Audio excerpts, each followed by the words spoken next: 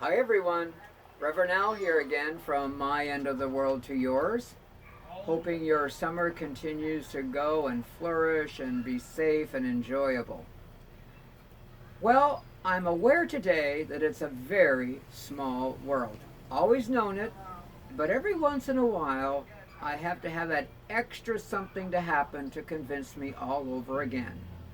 Be that those 6 degrees of separation or other people talking about unique and serendipitous things that happens to them. Something happened just this week to remind me again. A part of being a clergy person is the very sacred opportunity to perform memorial services, graveside services, and be with families and when they are experiencing the most vulnerable and painful times of their lives. I was preparing to do a service just the other day when while going on social media, I noticed a post from a third cousin of mine. I had not met my third cousin. My second cousin, I have seen multiple times at her home in New Hampshire when I've gone there to speak. But her son, who lives in Florida and teaches EMT services at Valencia College, I had not met face to face, only on social media. So he posted the other day an honorary tribute to the person whose service I was performing a memorial for. It was so moving. He shared a personal story about how he was in a car accident and this person literally saved his life in the dead of winter. I got thinking about that very moving story to the point that I shared it as a part of the eulogy that time. And then I'm thinking about you and I and our lives, how integrated all of us really are. It's a much smaller world than any of us imagine when we're looking at it through the lens of our own small universe.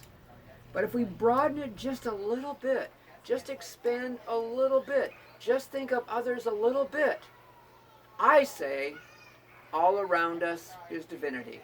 Be that the dogs at my feet or the neighbors out in the neighborhood and voices in the background, all of us have peripheral life that we can choose to engage in or let it pass us and we miss us.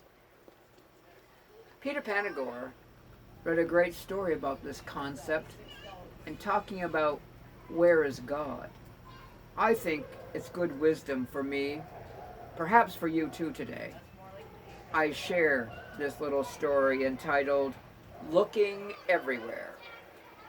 Where's God? The unexpected guest demanded.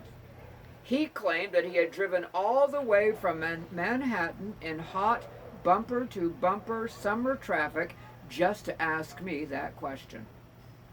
No way, I said. You couldn't have driven all the way to Maine in Friday traffic just to find God. That's crazy. Why would you do that? I did, he insisted. I heard that you could show me God. I've traveled the world looking for God. I've been to Zen monasteries in Japan and Buddhist monasteries in Thailand.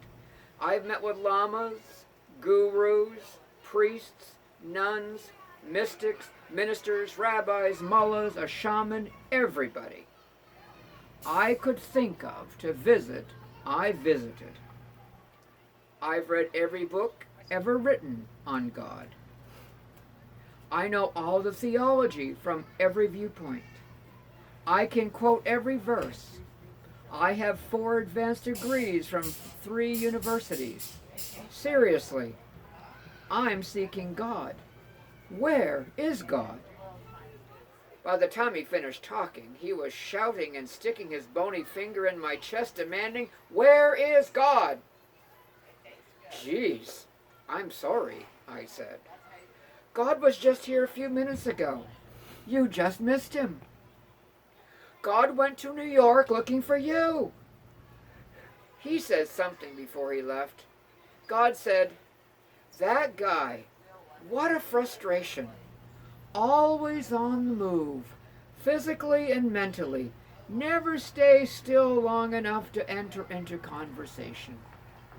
I'm always chasing him, and he never stops long enough to talk to me.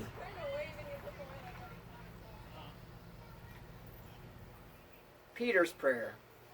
Dear God, we look everywhere for you, high and low, here and there. We look and look everywhere but where we should, which is right here, right now. Stop us. Show us yourself now, today, right where we are. The thought now. If God is everywhere, then God is here.